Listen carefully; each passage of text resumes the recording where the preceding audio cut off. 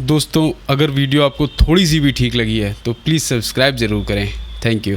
दोस्तों, हमारी कहानी शुरू होती है एक ऐसे लड़के से जिसका जूते पॉलिश करने का काम है और वो जानबूझ के अपने जूते जो है अपनी शॉप बैंक के आगे लगाता है ताकि उसके जो भी कस्टमर होंगे वो गोरे अंग्रेज ही होंगे जो बैंक में काम करते हैं। उसको दोस्तों जूते पॉलिश करके जो पैसे मिल रहे थे उसमें इंटरेस्ट नहीं था। वो बहुत धीरे धीरे जूते पॉलिश करता था क्योंकि वो उनकी बातें सुनना चाहता था कि वो फाइनेंस की जो बातें करते थे वो उसका इंटरेस्ट उन बातों में था। उसका सपना ही बैंकर बनने का था। एक्चुअली हमारी कहानी अब शुरू होती है 1939 से 1939 से। ये ऐसा दौर था जब काले लोगों को बहुत परेशान किया जाता था, छोटी छोटी बातों के लिए उनको अछूत समझा जाता था। दोस्तों, उसके पापा ने उसको समझाने की कोशिश करी कि ये जो तुम सपना देख रहे हो एक्चुअली में पूरा नहीं होगा, लेकिन वो कहता था नहीं। उसकी आंखों में एक चमक थी कि मैं जीऊँगा ज़रूर इसी सपने को लेके। दोस्तों, हम 15 साल आगे की कहानी देखते हैं। अब जो हमारा विलेज है ये अपनी वाइफ को लेके लॉस एंजल्स शिफ्ट हो चुका है, लेकिन यहाँ पे भी वही जैसे कि काले लोगों को अछूत समझे जाने वाली प्रॉब्लम को फेस कर रहा है। वो दोस्तों लॉस एंजलिस में डिस्क्रिमिनेशन वाला माहौल थोड़ा सा कम था। अब वो आके अपनी वाइफ के साथ एक रिलेटिव के घर में रुकता है और वो यूटिलिटी रूम होता है जहाँ पे जैसे कि सामान रखा जाता है, लेकिन वो अपनी वाइफ को वादा करता है कि वो जल्दी उसे यहाँ से लेके चला जाएगा। दोस्तों, अब वो रियल एस्टेट एजेंट बनने की कोशिश में लगा हुआ है। उसे पता है एक्चुअली में कि काले लोगों को कोई घर नहीं देता जल्दी रहने के लिए और उन लोगों को डिमांड है घरों में रहने की, तो इस डिमांड को पूरा करने का उसने सोचा है। एक बात उसने बहुत अच्छी नोटिस करी थी, वो ये कि काले लोग उस जगह पे बहुत ज़्यादा पॉपुलेशन में थे और वाइट लोगों की पॉपुलेशन कम थी और वाइट लोगों के पास घर भी बहुत खाली पड़े हुए थे जो वो बेच रहे थे। फिर दोस्तों उसको रेंटिंग का बिजनेस ध्यान में आया कि वो चाहता था कि ये घर को लेके वाइट लोगों से इसको रेंट पे उठाना शुरू करे। इसके लिए वो एक घर को देखता भी है और उसके मकान मालिक से मिलने जाता है और मकान मालिक से कहता है कि आपने अपना जो घर का है इसको आधा तो रेंट पे चढ़ाया हुआ है और आधा आपने खाली छोड़ा हुआ है, क्यों ना आप इसे मुझे बेच दें, मैं आपको $30,000 दूंगा। तो वो कहता है कि लेकिन ये कम है। तो कहता है कि मैं आपको $5,000 और दूंगा, लेकिन पहले मैं इसको किराए पे चढ़ाऊंगा तब। लेकिन मकान मालिक हंसता है, कहता है कि मैं रिस्की बिजनेस नहीं करता। फिर उसकी नज़र दोस्तों कैलेंडर पे पड़ती है जो कि बैंक वालों का होता है। तो फिर वो सोचता है क्यों ना मैं बैंक वालों से मिलने जाऊं। तो वो बैंक जाता है मिलने के लिए। दोस्तों, वो सीधा बैंक जाता है मिलने के लिए मैनेजर से जिसने उनको कैलेंडर दिया था। तो वो कोशिश करता है कि मिले, लेकिन सेक्रेटरी उनकी पहले ही मना कर देती है कि आपको उनसे नहीं मिलने दिया जाएगा। अब वो बैंक के बाहर वेट करता है। तो जैसे ही मैनेजर बाहर आता है वो उसे बताता है कि आपके कस्टमर का घर है, आप प्लीज़ मुझे लोन दे दें, मैं उस पर बिज़नेस कर सकता हूँ और आपको भी प्रॉफिट होगा। लेकिन बैंक मैनेजर मना कर देता है। तो उस रात में उसके बाद उसी मकान मालिक का फ़ोन आता है। वो कहता है तुमने मेरा नाम यूज़ किया था बैंक से लोन लेने के लिए। तो वो माफ़ी मांगता है, कहता है मुझसे गलती हुई, मैं वैसा नहीं करूँगा। लेकिन वो काफ़ी हद तक उससे इंस्पायर भी होता है कि उसका डेडिकेशन देख के। तो कहता है कि ठीक है, मैं तुम्हें उस मकान पे लोन दिलवाऊँगा। दोस्तों, ज़िंदगी में पहली बार जब उसको लोन मिल चुका है तो वो उससे उस घर को खरीद चुका है। अब वो घर को रेनोवेट करने की कोशिश में लगा हुआ है। वो लेडी वहाँ से बहुत गुस्से में चली जाती है और क्योंकि वो इन लोग को देख के ही बहुत गुस्सा होती है। तो उसके बाद वो जाके दोस्तों वहाँ पे पुलिस को फ़ोन कर देती है। बहुत जल्दी पुलिस वहाँ पे आ भी जाती है। दोस्तों, अब जब ये पुलिस आती है तो बर्नार्ड पहले से ही तैयार होता है। ये घर के सारे पेपर अपने साथ में ही लेके घूमता है। ये पुलिस वालों को देख के ही अपने पेपर दिखाता है घर के। पुलिस वाले भी हैरान रह जाते हैं और चले जाते हैं चुपचाप वहाँ से। लेकिन अब दिखाते हैं कि जो बगल में रहने वाली इसकी पड़ोस की वाइट लेडी थी वो इतनी गुस्सा होती है कि वो खुद ही अपना मकान छोड़ के वहाँ से चली जाती है।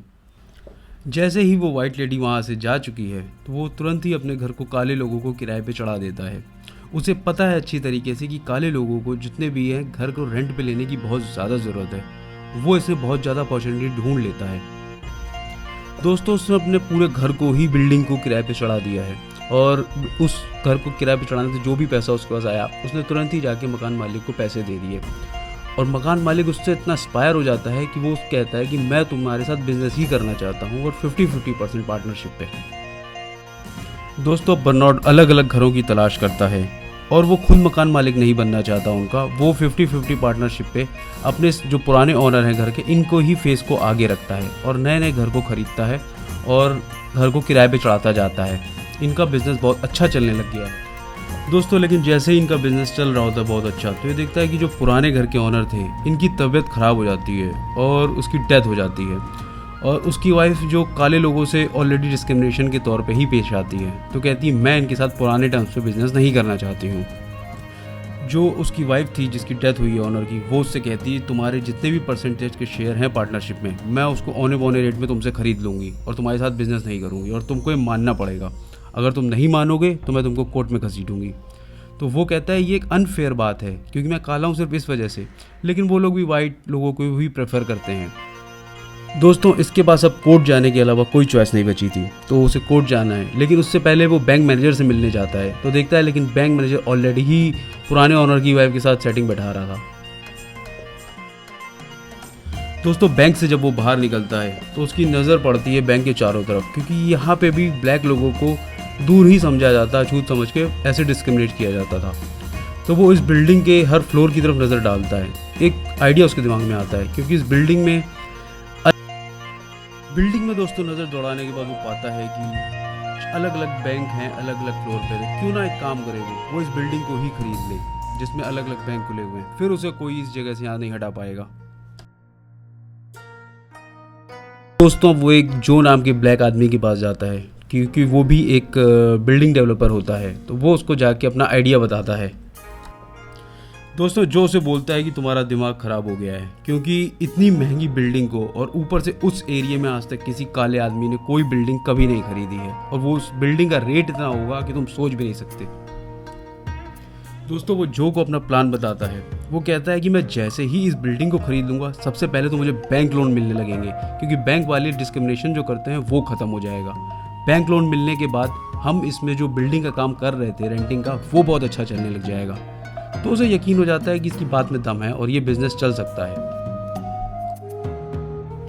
दोस्तों एक्चुअली में जो बहुत पैसे वाला है, वो कहता है कि तुम्हारा आइडिया काम कर सकता है, लेकिन प्रॉब्लम ये है कि हम लोग खुद उस बिल्डिंग को नहीं खरीद पाएंगे, क्योंकि उस डिस्क्रिमिनेशन की वजह से हमें एक सफ़ेद आदमी चाहिए जो हमें हमारा फेस बन के आगे रहे और वही सारी डीलिंग करता रहे। हम लोग को पीछे रह के इस बिज़नेस को करना पड़ेगा।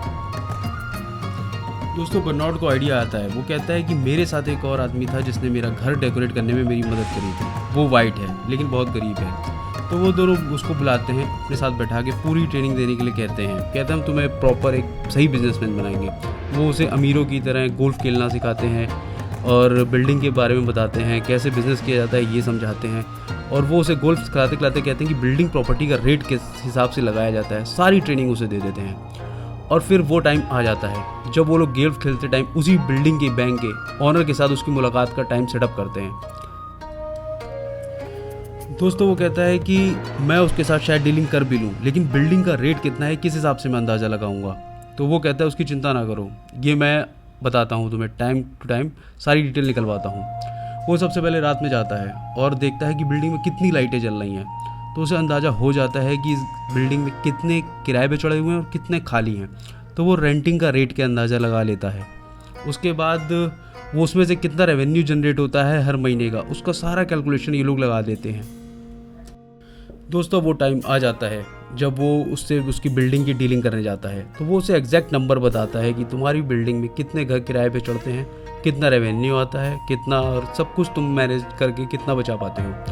तो जब वो ऑनर अपने अकाउंटेंट के साथ बैठा होता है तो वो हैरान रह जाता है कि कैसे इसको पूरा एग्जैक्ट आइडिया है, कि ज़रूर ये मैथमेटिकली बहुत जीनियस आदमी होगा। दोस्तों इस बिल्डिंग की वैल्यू $2.4 मिलियन थी, लेकिन इसके एग्जैक्ट कैलकुलेशन की वजह से वो इसे $1.6 मिलियन में खरीद लेता है। अब जब भी वो बैंक के अंदर जाता है तो हर मैनेजर से बैंक के वो हाथ मिलाता है। इसे देख के वो छोटा सा मैनेजर सोचता है कि ये कैसे हो गया है। वो हैरान रह जाता है और कुछ बोल नहीं पाता। दोस्तों अब जब वो जगह जगह इतनी बिल्डिंग खरीदता जा रहा है, उसका बिजनेस इतना ज़बरदस्त चलता चला जा रहा है, दोनों मिलके इस बिज़नेस को बहुत अच्छे ढंग से चला रहे होते हैं। तो काले और सफ़ेद लोगों के बीच का जो अंतर होता है धीरे धीरे ये ख़त्म होने लग जाता है, क्योंकि इतनी सारी बिल्डिंग में उन्होंने धीरे धीरे ब्लैक लोगों को ही वहाँ रेंटेड आउट किया होता है। उसकी पॉपुलैरिटी इतनी बढ़ती है कि वो एक दिन प्रेसिडेंट से मिलने का भी उसको मौका मिलता है।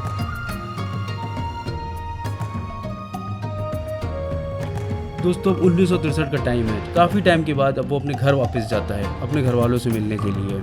घर वालों के साथ बैठता है, डिनर करता है और उसके बाद वो बोलते हैं कि मैं बहुत खुश हूँ कि जो तुमने इतनी अकम्पलिशमेंट हासिल की है। वो अपने बेटे को लेकर टहलने जाता है अपने चारों तरफ के एरिया में और उसे टहलते टहलते उस बैंक के पास लेके जाता है जहाँ पे वो जूते पॉलिश किया करता था। तो उससे कहता है मैंने यहीं से ही सारी फाइनेंस की नॉलेज ली है। तो अब जब वो वापस आया है तो वो देखता है कि एक काला छोटा लड़का सफ़ेद लोगों के ही जूते पॉलिश करने में लगा हुआ है। तो उसे एकदम से लगता है कि क्यों ना अब मैं इन लोगों के वेलफेयर के लिए कुछ करूं, क्योंकि ये चीज़ उसने भी फेस करी थी और टेक्सास में ब्लैक और वाइट लोगों के बीच का जो डिस्क्रिमिनेशन था बहुत ज़्यादा था।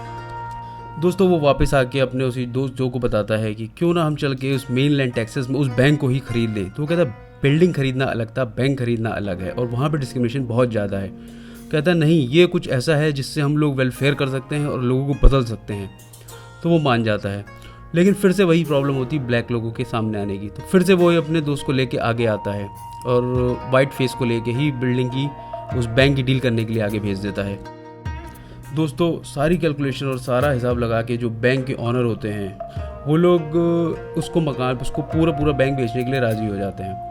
अब जब बैंक की डील हो जाती है दोनों बहुत खुश होते हैं। तो सबसे पहले आके वो लोग ये चेंज करते हैं कि हमें एक चीज़ लॉ को चेंज करना है, वो ये कि हमें ब्लैक लोगों को भी लोन देना है क्योंकि वो लोग घर खरीद सकें और ये एक प्रॉफिटेबल बिजनेस होगा। तो ब्लैक लोगों को भी लोन मिलने लग जाता है।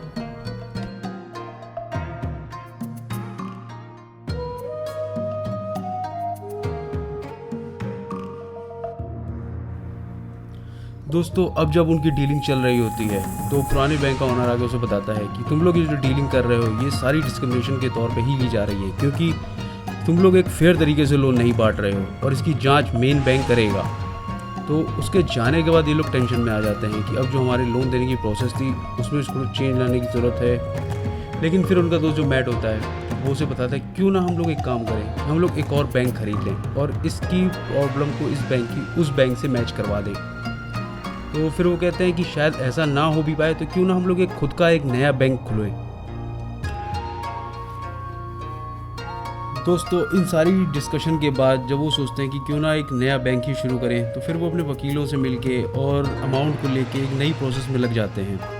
तो अब उनके काम में अड़ंगा डालने के लिए जो पुराने बैंक का ऑनर होता है वो उससे कहता है कि जितने भी लोगों के अकाउंट थे वो सब अपना पैसा वहाँ से वापस निकालना चाहते हैं। दोस्तों अब जब जांच चल रही होती है तो जो जांच करने वाला आदमी आता है उनके सामने ये लोग नौकर बन के ही काम कर रहे होते हैं। लेकिन जांच करने वाले अधिकारी को इस बात से कोई फ़र्क नहीं पड़ता, वो सारे पेपरों को ही चेक कर रहा होता है। वो कहता है तुमने लोन देने में कोई भी जो वेरिफिकेशन कही होती तुमने कोई वेरिफिकेशन नहीं करी और यूं ही लोन बांटते चले गए हो, ये गलत है। वो पूरी प्रोसेस को चेक कर रहा होता है, सारी फाइलें चेक कर रहा होता है। दोस्तों एक्चुअली में इन लोगों को बैंकिंग की नॉलेज नहीं होती है, सारी प्रॉब्लम यही आ रही होती है। इन लोगों ने लोन बांटने में किसी भी प्रोटोकॉल को नहीं ध्यान में रखा होता है जो मेन रीज़न था। तो अब जब ये लोग इतनी प्रॉब्लम में बैठे हुए हैं तो ये लोग सोचते हैं कि क्यों ना अब इस बैंक के काम को हम लोग बंद ही करें, क्योंकि ये एक हमारे लिए प्रॉब्लम बन जाएगा। सारे प्रोटोकॉल जो हमने फॉलो नहीं किए लोन देने में, जितने भी ट्रांजैक्शन में, अब टाइम आ जाता है जब मेन बैंक से लोग आ जाते हैं इस बैंक के लाइसेंस को कैंसिल करने के लिए। दोस्तों अब जब ऐसा टाइम आ जाता है कि इतनी प्रॉब्लम ये लोग फेस कर रहे हैं, उसी टाइम FBI के लोग भी आ जाते हैं। वो कहता है कि आपने बहुत सारे फ्रॉड किए हैं तो हमें आपको अरेस्ट करना पड़ेगा। तो अब उन लोगों के लिए प्रॉब्लम और ज़्यादा बढ़ चुकी है, वो वकीलों से मिलते हैं। दोस्तों अब जब इतनी सारी प्रॉब्लम ये लोग फेस कर रहे होते हैं तो इनका जो वाइट दोस्त होता है मैट, वो US के सेनेटर से मिलने जाता है। वो कहता है आप जो भी डीलिंग करना चाहते हैं एक्चुअली में मैं सारी डीलिंग के लिए तैयार हूँ, लेकिन मेरे उन 2 दोस्तों को आपको बाहर निकालना होगा। अब लेकिन कोर्ट में भी सारी बातें प्रॉब्लम में ली जाती हैं कि आपने कैसे लोन दिया सिर्फ ब्लैक लोगों को, ये एक डिस्क्रिमिनेशन आप लोगों ने किया है। लोन देते टाइम प्रोटोकॉल नहीं ध्यान रखा और इतने बड़े आप लोगों ने फ्रॉड किए हैं।